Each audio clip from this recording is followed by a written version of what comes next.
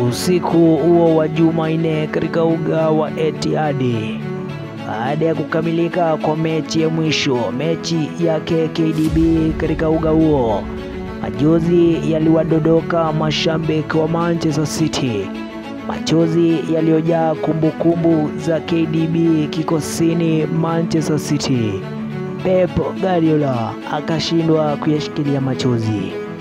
Historia nyingi ashaandika huyu mwamba, zitabandikwa kutani, kila ajaye ajue kwamba hapa kilipita chuma.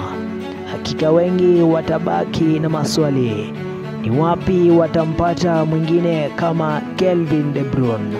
Imekuwa miaka 10 yenye dhamani kubwa, kurudi kwenye ligi uliokataliwa, wakaona kuwa KDB hafai kuvaa jezi yao, ila sasa KDB anaondoka kama mfalme wa soka. Ilikuwa matamanio ya wengi KDB angezeeka kwenye timu yao. Kwa sasa zinahesabika michezo 113 yenye uzao wa mabao 106, asisti 174. Kila mguso ulikuwa wa ajabu kwa KDB. Macho alielekeza mpira uende wapi. Nani asiyependa matukio kama haya? KDB alidhani amesaulika, lakini pale Etihad chini ya Pep Guardiola alimuonyesha upendo wa dhati. Inakuwa ni ngumu kuaga, lakini napasa itokee. Kilichochema kitoke, kilicho bora kiingie. Sio mwisho wa Kevin De Bruyne kuonekana katika mpira wa soka, ila ni mwisho wao kumshambikia akiwa katika jezi ya Manchester City. Ni matumaini ya kila mchezaji kupata historia nzuri.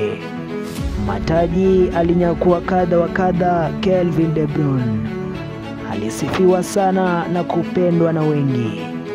Alikuwa mwenye bidii haswa katika safu ya katikati.